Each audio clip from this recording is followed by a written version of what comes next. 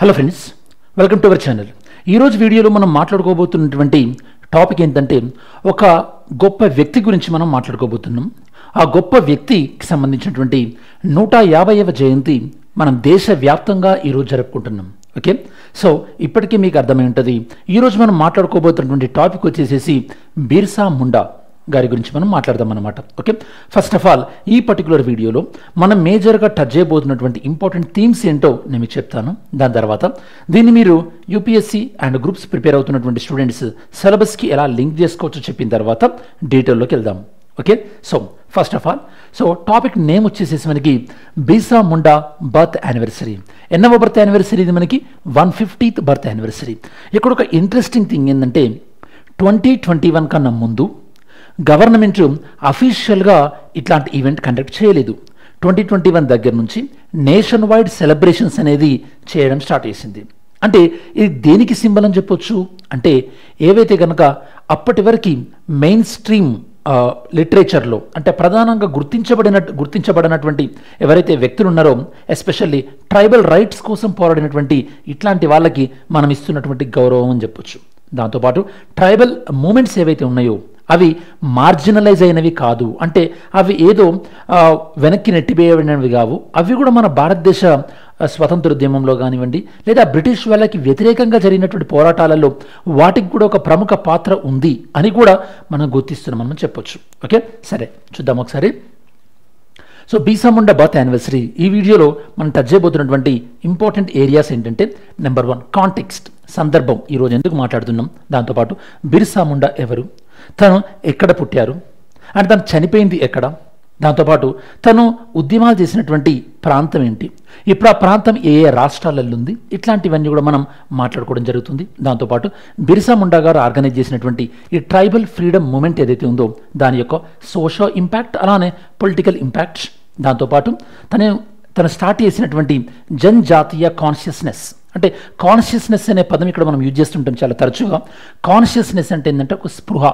Okay, అంటే for example మనం అందరం ఇండియన్స్ అన్నటువంటి కాన్షియస్నెస్ ఉందనుకోండి, అప్పుడు మనం వేరే వాళ్ళకి హెల్ప్ చేసేటటువంటి గుణం ఇంకా పెరుగుతుంది. అదే వరల్డ్ లెవెల్లో మనం వరల్డ్ లెవెల్లో కూడా మనము వసుదైక్య కుటుంబం అంటాం కదా, అంటే ఈ కాన్షియస్నెస్ ఉంటే మనం వేరే దేశాలతో కూడా పీస్ఫుల్ రిలేషన్స్ని మెయింటైన్ చేస్తాం. ఇలా ఒక కాన్షియస్నెస్ అంటే ఒక ట్రైబ్స్ అందరూ కూడా మనం అందరం కలిసి పోరాడడం ద్వారా మనకి ఏవైతే కనుక జరుగుతున్నటువంటి దోపిడీ ఉందో దాన్ని మనం ఎదిరించవచ్చు అన్నటువంటి ఒక కాన్షియస్నెస్ తీసుకొచ్చింది బిర్సా ముండా గారు.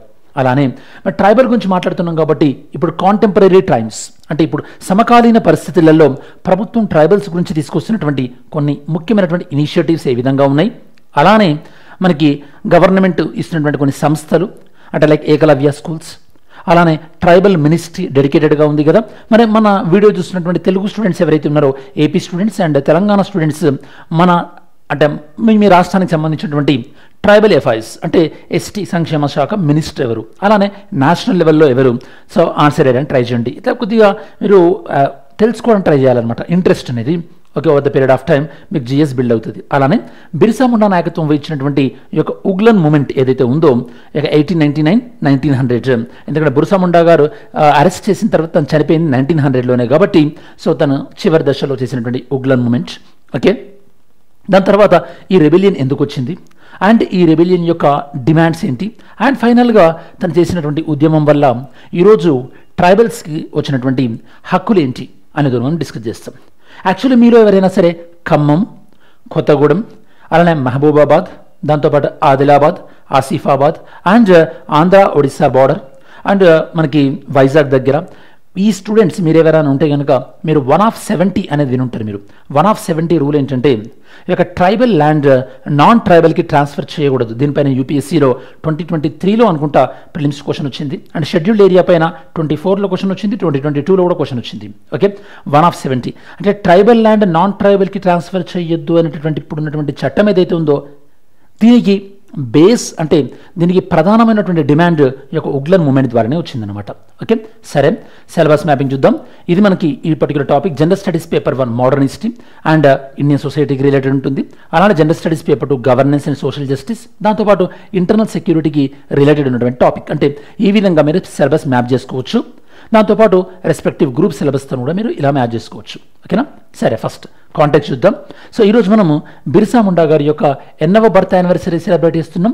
150th బర్త్ యానివర్సరీ సెలబ్రేషన్ చేసుకుంటున్నాం. యాక్చువల్లీ ఈ 150th బర్త్ యానివర్సరీ ఏదైతే ఉందో ఇది ఇయర్ లాంగ్ సెలబ్రేషన్స్, సంవత్సర కాలం పాటు ప్రభుత్వం వివిధ కార్యక్రమాలు చేసింది బిర్సా ముండా గారి గురించి. ఈ కార్యక్రమాలని అధికారికంగా లాస్ట్ ఇయర్ 15th November 2024 రోజున మన ప్రైమ్ మినిస్టర్ గారు లాంచ్ చేశారు. ఇప్పుడు ఈ రోజుతోని ఇవి కంక్లూడ్ అయినాయి అనమాట. లాస్ట్ టైం ఈ యొక్క సెలబ్రేషన్స్ని లాంచ్ చేసేటప్పుడు ప్రైమ్ మినిస్టర్ గారు బిర్సా ముండా గారి యొక్క జ్ఞాపకార్థం ఈ యొక్క కమమరేటివ్ కాయిన్, ఓకే, స్మారక చిహ్నం, దాంతోపాటు పోస్టల్ స్టాంపు కూడా రిలీజ్ చేయడం జరిగింది. అండ్ బిర్సా ముండా గారు చేసినటువంటి కృషికి గాను తన యొక్క బర్త్ యానివర్సరీని మనం ఏ పేరుతో సెలబ్రేట్ చేసుకుంటున్నాం? ఇక్కడ మనం Jan Jati Gaurav Divas, very very important, Jan Jati Gaurav దివస్గా మనం సెలబ్రేట్ చేసుకుంటున్నాం అనమాట. చూసారు ఇక్కడ కమ్మెమరేషన్ of Jan Jati Gaurav Divas 150th birth celebration of the Bhagwan Birsa Munda. Okay, so ఇది మనకు ఇంట్రో వచ్చేసి బిర్సా ముండా గారి యొక్క లైఫ్ స్పాన్ 1875 నుంచి 1900. అంటే మీరు చూసినట్టయితే కనుక చాలా షార్ట్ లైఫ్ స్పాన్. మీరు బిర్సా ముండా గారు చూసిన, దాంతోపాటు సుభాష్ చంద్రబోస్, స్వామి వివేకానంద, భగత్ సింగ్, ఎవరైతే కనుక చాలా హై ఇంపాక్ట్ క్రియేట్ చేసినటువంటి పీపుల్ ఎవరైతే ఉన్నారో అన్ఫార్చునేట్గా వారు చాలా షార్ట్ స్పాన్ ఆఫ్ లైఫే బతికారు. నేను మీకు పొలిటికల్ సైన్స్లో కూడా చెప్పాను. ఓకే, యాంటోనియో గ్రామ్స్కీ కూడా చాలా చిన్నతనంలోనే కమ్యూనిజం పైన చాలా మంచి రైటింగ్స్ రాసి తర్వాత తను చనిపోవడం జరిగింది. సో ఇలా గొప్ప గొప్ప వ్యక్తులందరూ కూడా వాళ్ళ షార్ట్ టైం ఉన్నప్పటికీ కూడా వాళ్ళు క్రియేట్ చేసినటువంటి ఇంపాక్ట్ అనేది మర్చిపోలేనటువంటిది అని మనం చెప్పొచ్చు. ఓకే, సో ఈ యొక్క బిర్సా ముండా యొక్క ప్రధానమైనటువంటి కంట్రిబ్యూషన్ ఏంటంటే అప్పటి వరకు ఫ్రాగ్మెంటెడ్ ట్రైబల్ డిస్కంటెంట్, అంటే ఈ యొక్క ట్రైబల్స్కి బ్రిటిష్ వాళ్ళ పరిపాలన పైన కోపం ఉండేది. వాళ్ళు వివిధ సందర్భాలలో వాళ్ళు తిరుగుబాటు చేశారు, కాకపోతే ఎవరిది వాళ్ళు తిరుగుబాటు చేశారనమాట. అంటే అందరూ కలిసి ఒక తిరుగుబాటుగా జరగలేదు. అంటే 1857 రివోల్ట్ ఎలా అయితే కనుక నార్త్ ఇండియాలో కొన్ని ప్రాంతాలందరూ కలిసి తిరుగుబాటు చేశారో అట్లాంటి తిరుగుబాటును ఈ యొక్క బిర్సా ముండా ఇందాక మనం మాట్లాడినట్టుగా ఉగ్లన్ రివోల్ట్ అన్నాం కదా, దాని ద్వారా తను సాధించడం జరిగింది. ఓకే, సో మన యూనియన్ గవర్నమెంట్ తీసుకున్నటువంటి కొన్ని ఇనిషియేటివ్ చూసినట్టయితే కనుక జనజాతీయ దివస్గా మనం గౌరవిస్తున్నాం. And prime minister Janman mission, tribal museums, దాంతోపాటు 21 నుంచి 24 వరకు జన్ జాతీయ, సో దిస్ గౌరవ్ వర్ష్, అంటే ఒక ఈ 3 years కూడా నేషనల్ లెవెల్లో ట్రైబల్ ఐకాన్స్ ఎవరైతే ఉన్నారో వాళ్ళని గుర్తించడం, వాళ్ళకి రెస్పెక్ట్గా కొన్ని ఈవెంట్స్ కండక్ట్ చేయడం, వాళ్ళ కంట్రిబ్యూషన్కి సంబంధించినటువంటి లిటరేచర్ని స్ప్రెడ్ చేయడం కూడా మన ప్రభుత్వం తీసుకున్నటువంటి కొన్ని చర్యలని మనం చెప్పొచ్చు. ఓకేనా? సో నేను మీకు వీడియో బిగినింగ్లో చెప్పినట్టు ట్రైబల్ హిస్టరీ అనేది మార్జినలైజేషన్, అంటే కొద్దిగా వెనక్కి నెట్టివేయబడినప్పటి నుంచి, అంటే అక్కడ స్టేజ్ నుంచి ఇప్పటిది నేషనల్ రికగ్నిషన్ కూడా రావడంలో సో ఇట్లాంటి ఈవెంట్స్ అన్నీ కూడా వాటి రోల్ ప్లే చేస్తున్నాను అని చెప్పొచ్చు. ఇక్కడ బిర్సా ముండా గారి యొక్క పర్సనల్ ప్రొఫైల్ చూద్దాం మనం. తను born 1875 ఇన్ ముండా ట్రైబ్, చోటా నాగ్పూర్ ప్లాటూ. నేను మీకు చాలాసార్లు చెప్పాను, చోటా నాగ్పూర్ ప్లాటూ అనేది ప్రెసెంటెడ్ ఇన్ ఛత్తీస్గఢ్, దాంతోపాటు Odisha and part of Bihar and Jharkhand. ఈ ప్రాంతం అంతా కూడా చోటా నాగ్పూర్ ప్లాటూ కిందకు వస్తుంది. ఈ చోటా నాగ్పూర్ ప్లాటూలో మనకి యొక్క కోల్ ఎక్కువగా దొరుకుతుంది, బాక్సైట్ కూడా ఎక్కువగా దొరుకుతుంది. కాబట్టి ఈ ప్రాంతం అనేది మనకి మన భారతదేశంలోనే ఐరన్ అండ్ స్టీల్ ఇండస్ట్రీస్కి ఎక్కువగా పాపులర్. అండ్ ఈ చోటా నాగ్పూర్ ప్లాటూనే కాదు, ప్లాట్యూ అంటే పీఠభూమి అని ఎక్కడైనా వచ్చిందంటే కనుక plateaus are very popular for mineral resources. Okay, ప్లాట్యూస్లో ఎక్కువగా మనకి మినరల్ రిసోర్సెస్ దొరుకుతాయి, అది మీరు గుర్తుపెట్టుకోవాలి. ఓకే, సో మనకి అందుకోసం దక్కన్ ప్లాట్యూలో కూడా మన దగ్గర మినరల్ రిసోర్సెస్ ఎక్కువగా ఉంటుంటాయి. అండ్ తను కంట్రిబ్యూట్ చేసినటువంటి ఏరియాస్ ఏంటి? రెవల్యూషన్, దాంతోపాటు స్పిరిచువల్ రిఫార్మర్ మనం ఎందుకంటున్నామంటే సో అప్పట్లో మనకి క్రిస్టియన్ మిషనరీస్ ఈ యొక్క ట్రైబల్ ఏరియాలోకి ఇంట్రడక్షన్ అయ్యి వాళ్ళ క్రిస్టియానిటీని ప్రచారం చేసేటటువంటి పనిలో ఉన్నటువంటి రోజులలో ఇతను క్రిస్టియానిటీకి కౌంటర్గా సో వీళ్ళు కొన్ని ఉద్యమాలు చేయడం జరిగింది. నేను మీకు పాలిటీ క్లాస్లో చాలాసార్లు చెప్పాను. అంటే చార్టర్ యాక్ట్ 1813 చార్టర్ యాక్ట్ అనేది 1 lakh రూపీస్ ఇండియాలో ఎడ్యుకేషన్ డెవలప్ చేయడానికి, దాంతోపాటు ఆ చార్టర్ యాక్ట్ అనేది క్రిస్టియన్ మిషనరీస్ని ఇండియాలోకి అలౌ చేసింది అని కూడా చెప్పాను కదా. సో దాని తర్వాత తన యొక్క కల్చరల్ ప్యూరిఫికేషన్, దాంతోపాటు అవేకనింగ్, ఇదన్నీ కూడా మనకు చోటా నాగ్పూర్ ప్లాటూ అంటే చెప్పాను కదా, ఇది ముండా హ్యాబిటేషన్ ఎక్కువగా ఉండేటటువంటి ప్రాంతం ఇది. ఇవన్నీ కూడా మనం ఆల్రెడీ డిఫరెంట్ ఇప్పటివరకు మనం కవర్ చేసుకోవడం జరిగింది. హిస్టారికల్గా అంటే ఈ యొక్క బిర్సా ముండా కన్నా ముందు కూడా కొంతమంది వాళ్ళని అణచివేస్తున్నటువంటి జమీందారులకు వ్యతిరేకంగా బ్రిటిష్ వాళ్ళకి వ్యతిరేకంగా ఉద్యమాలు చేసినటువంటి నేపథ్యం ఆల్రెడీ ఉంది. బిర్సా ముండా ఫస్ట్ టైం కాదు. ఓకే, కాకపోతే మేజర్ వన్ చూద్దాం. ఇక్కడ తిలక్, మంజీ, సిద్ధు కన్హు, వీర్ నారాయణ్ సింగ్, దాంతోపాటు రాణి గాయదినీలు. చెప్తారా మీరు Rani Gaidinliu okay from which state? Okay, ఇండియాలో ఏ స్టేట్ ఆన్సర్ చేయడానికి ట్రై చేయండి. సో ఈ కలెక్టివ్ అసర్షన్ అంటే వీళ్ళు ట్రైబ్స్ అందరూ కూడా వాళ్ళకి జరిగినటువంటి ఎక్స్ప్లోటేషన్ మీద కలెక్టివ్గా ఫైట్ చేసింది మాత్రం బిర్సా ముండా నాయకత్వంలో ఈ యొక్క ఉగ్లన్ రివోల్ట్. గ్రేట్ ట్యూమిలేట్ అంటే ఏంది? మనకి తిరుగుబాటు, రివోల్ట్. ఓకే, ట్యూమిలేట్ అంటే మనకి తిరుగుబాటు అంటారనమాట. ఇట్లా అంటే ఒక గ్రేట్ రివోల్ట్ అనేది బిర్సా ముండా గారి ఆధ్వర్యంలో జరిగింది. దీని 2021 రికగ్నేషన్ కూడా వచ్చిందని చెప్పాను కదా. అండ్ తను ఏ ప్రాంతంలోనైతే కనుక చాలా పవర్ఫుల్గా ఉన్నాడు, ఏ ప్రాంతం అయితే కనుక ట్రైబల్ రైట్స్ కోసం చాలా తీవ్రంగా కొట్లాడిందో ఆ ప్రాంతాలని తర్వాత రోజులలో ఉత్తరాఖండ్ రాష్ట్రంగా, జార్ఖండ్ రాష్ట్రంగా, దాంతోపాటు ఛత్తీస్గఢ్ రాష్ట్రంగా కూడా ఏర్పడ్డాయి 2000లో, తెలుసు కదా మనకి. అండ్ బిర్సా ముండా గారికి ఉన్నటువంటి టైటిల్ ఏంటంటే ధర్తీ అబా. ధర్తీ అంటే ల్యాండ్, తెలుసు కదా, father of the earth. Okay, దాత్రి అంటున్నాం. Next government initiative, tribal empowerment కోసం గవర్నమెంట్ తీసుకున్నటువంటి ఇనిషియేటివ్స్ ఏ విధంగా ఉన్నాయి? ప్రైమ్ మినిస్టర్ జన్మాన్ మిషన్, దీని ద్వారా 75 పర్టికులర్లీ వనరబుల్ ట్రైబల్ గ్రూప్స్ కమ్యూనిటీకి రోడ్స్ కానీ వాళ్ళకి సంబంధించినటువంటి బేసిక్ ఇన్ఫ్రాస్ట్రక్చర్ని ప్రొవైడ్ చేస్తున్నారు. అండ్ ఇండియాలో హైయెస్ట్ పీవీటీజీస్ ఉన్నటువంటి స్టేట్ ఎక్కడుంది? ఆన్సర్ చేయండి.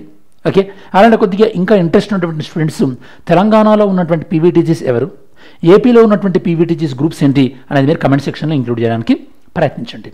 ఓకే, దాని అబా జనజాతీయ గౌరవ్ ఆశ్రవ్ అభియాన్, ఇది కూడా మనకి వీళ్ళని గవర్నెన్స్ ప్రభుత్వంలో వీళ్ళ యొక్క రోల్ పెంచడానికి తీసుకొచ్చింది. ఏకలవ్య మోడల్ రెసిడెన్షియల్ స్కూల్ మనకు తెలిసింది. ట్రైబల్ బిజినెస్ అంటే వాళ్ళ హనీ బిజినెస్ కానీ లేదా ట్రైబల్ ప్రొడక్ట్స్ని ఆన్లైన్లో అమ్మించడానికి కోసం ఇట్లాంటి వేరియస్ ఇనిషియేటివ్స్ గవర్నమెంట్ తీసుకుంది. వీళ్ళ కోసం సపరేట్గా ministry of tribal affairs create చేయడం జరిగింది. అండ్ మీకు గుర్తుంటే నేను ఈ పాలిటీలో ఆర్టికల్ 338 గురించి చెప్పేటప్పుడు ఇనీషియల్గా ఆర్టికల్ 338లో national commission for SC ST కలిసి ఉండేది. తర్వాత రోజులలో ఎస్టీలకి కూడా మళ్ళీ సపరేట్ నేషనల్ కమిషన్ ఉండాలని చెప్పేసి ఆర్టికల్ 338ఏలో నేషనల్ కమిషన్ ఫర్ ఎస్టీని క్రియేట్ చేసాం తర్వాత మనం.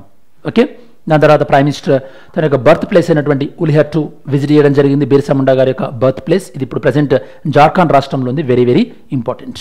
అండ్ తిరుగుబాటు వేటికి అగెనిస్ట్గా తిరుగుబాటు చేశారు మనం చూసాం. వాళ్ళ యొక్క పోగొట్టుకున్నటువంటి ల్యాండ్, వాళ్ళు ఈ యొక్క ల్యాండ్ వాళ్ళ యొక్క ట్రెడిషనల్ ల్యాండ్ని ఏమంటాం ఇక్కడ మనం? కున్ కట్టి అంటాం. ఓకే, కుంట్ కట్టి ట్రెడిషనల్ ల్యాండ్. వాళ్ళు మనీ లెండర్స్ అలానే జమీందార్స్ అన్యాయంగా వీళ్ళ దగ్గర నుంచి తీసుకున్నటువంటి ల్యాండ్ కోసం వీళ్ళు పోరాడారు. దాంతోపాటు అప్పుడు ఉన్నటువంటి అగ్రికల్చర్ సిస్టమ్ వీళ్ళపైన ఇల్లీగల్గా కేసులు పెట్టడం, దాంతోపాటు బేగారీ ఫోర్సల్ లేబర్ చెప్పాను నేను మీకు. బేగారీ అనేది మనకి so article 17 okay untouchability and prohibition, దాంతోపాటు ఆర్టికల్ 23 ఫోర్సల్ లేబర్. ఓకే, వీటి రెండింటిలో మనకి అండ్ ఫారెస్ట్ రిస్ట్రిక్షన్స్ అంటే వాళ్ళ ఫారెస్ట్లోకి బ్రిటిష్ వాళ్ళని వెళ్ళనివ్వకపోవడం, కల్చరల్ డామినెన్స్, వీటన్నిటి వల్ల కూడా ఈ యొక్క రెవల్యూషన్ వచ్చిందని మనం చెప్పొచ్చు. ఓకే, ఇదేంటి మనకి traditional joint land ownership of Munda Khuntkatti అనేటటువంటి సిస్టమ్. సో కాబట్టి వాళ్ళ ల్యాండ్ వాళ్ళకి ఇవ్వాలి. అలానే ఇక్కడ దికూస్ అని ఉంది కదా, అంటే అవుట్ సైడర్స్ ఎవరైతే ఉన్నారో వాళ్ళు అక్కడ ఉండకూడదు. యాక్చువల్ దీని గురించని ఇప్పుడు ప్రజెంట్ ఇండియన్ గవర్నమెంట్ ట్రైబల్ ఏరియాస్లో అంటే కొన్ని స్పెసిఫిక్ ట్రైబల్ ఏరియాస్లో అవుట్ సైడర్స్ వెళ్ళాలంటే వాళ్ళు పర్మిషన్ తీసుకోవాల్సి ఉంటుంది. దాన్ని మనం ఇన్నర్ లైన్ పర్మిట్ అంటాం. ఏమంటాం దాన్ని మనం? Inner line permit. Very very important. So ఇలాంటి ఉద్యమాలు చేసినటువంటి నేపథ్యంలో తనని అరెస్ట్ చేయడం, అన్ఫార్చునేట్గా అరెస్ట్ చేసిన తర్వాత తను రాంచీ జైల్లో చనిపోయారు 1900s. మరి చనిపోయిన తర్వాత వాళ్ళు చేసినటువంటి ఉద్యమానికి ప్రతిఫలంగా 1908లో చోటానాగ్పూర్ టెనెన్సీ యాక్ట్, ఓకే 1908లో చోటానాగ్పూర్ టెనెన్సీ యాక్ట్ తీసుకురావడం జరిగింది. దీని ద్వారా ట్రైబల్ ల్యాండ్స్ నాన్ ట్రైబల్కి ట్రాన్స్ఫర్ చేసేటటువంటి వీలు లేదు. నేను మీకు వీడియో బిగినింగ్లో చెప్పాను, దీన్ని మనం 1 of 70 అని మన ప్రాంతంలో మనం పిలుచుకుంటుంటాం అనమాట. ఓకే, అలానే జార్ఖండ్ రాష్ట్రం ఏర్పడింది, జనజాతీయ దివస్ ఏర్పాటు చేసుకుంటున్నాం మనం. సో ఇవన్నీ కూడా వాళ్ళు చేసినటువంటి కృషి ఫలితంగానే. సో కాబట్టి కంక్లూజన్ మనకి ఒక బిర్సా ముండా ఏదైతే తను చేసినటువంటి రివోల్ట్ ఏదైతే ఉందో అది ట్రైబల్లో ఒక కలెక్టివ్ కాన్షియస్నెస్ని తీసుకొచ్చింది. దాంతోపాటు వాళ్ళు ఎదిరించి వాళ్ళ రైట్స్ని వాళ్ళు తిరిగి తీసుకొచ్చుకోగలిగారు 1908 యాక్ట్ ద్వారా. తర్వాత రోజులలో ఇప్పుడు కూడా మనకి ప్రభుత్వాలు కొన్నిసార్లు వైఫల్యం చెందినప్పుడు ఇట్లాంటి రివోల్ట్స్ అనేవి ఖచ్చితంగా ప్రజలకి ఒక ఇన్స్పిరేషన్గా ఉంటాయి అని చెప్పడంలో ఎలాంటి సందేహం కూడా లేదు. సరే, మనం ఇప్పటి వరకు నేర్చుకున్నటువంటి కంటెంట్ పైన ఎంసీక్యూ ప్రాక్టీస్ చేయడానికి ట్రై చేద్దాం. Okay, now see question. with reference to Uglan movement 1899 to 1900, consider the following statements. ఈ మూడు స్టేట్మెంట్స్ని కన్సిడర్ చేయండి. It demanded the restoration of the traditional Khuntkatti land system. Traditional Khuntkatti land సిస్టమ్ని రీస్టోర్ చేయడానికి try చేస్తుంది అంటున్నారు. It opposed the Beth Begar system. Force లేబర్ని oppose చేసింది ఈ మూమెంట్ అంటున్నారు.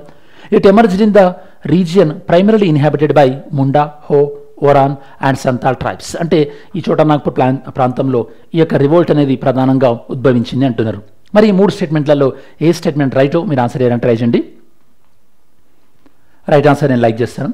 మెయిన్స్ క్వశ్చన్, ద ఉగ్లన్ రివోల్ట్ ఏదైతే ఉందో ఇది ఈ యొక్క ట్రైబల్ రెసిస్టెన్సీని ట్రాన్స్ఫార్మ్ చేసింది. అంటే అప్పటి వరకు వివిధ చిన్న చిన్న ప్రాంతాలకు పరిమితమైనటువంటి దాన్ని ఒక సమీకృతంగా ఒక పెద్ద స్థాయిలో తీసుకురావడంలో సఫలీకృతం అయింది అని చెప్తూ examine the socio economic conditions that enabled this transmission. అంటే మరి ఇలా చిన్న ఉద్యమం ఒక సమీకృత ఉద్యమంగా ఒక ఎలా ఫామ్ అయింది, ఈ ట్రాన్స్ఫర్మేషన్కి కారణాలు ఏంటి అని మెయిన్స్ క్వశ్చన్ ఇక్కడ. ఓకే, సరే మనం వీడియో చివరిలోకి వచ్చేసాము కాబట్టి ఈ వీడియోలో మెయిన్గా బిర్సా ముండా గారి యొక్క 150th బర్త్ యానివర్సరీ సందర్భంగా ఓకే మనం బిర్సా ముండా గారి యొక్క బ్యాక్గ్రౌండ్, తను చేసినటువంటి కంట్రిబ్యూషన్, తను తీసుకొచ్చినటువంటి ఉద్యమం, దాని యొక్క ఎఫెక్ట్, ఆ ఉద్యమానికి దారితీసినటువంటి పరిస్థితులు, ఆ ఉద్యమంలో ఉన్నటువంటి డిమాండ్స్, దానివల్ల వచ్చినటువంటి కాన్సిక్వెన్సెస్, ఇవన్నీ కూడా మనం డిస్కస్ చేయడం జరిగింది.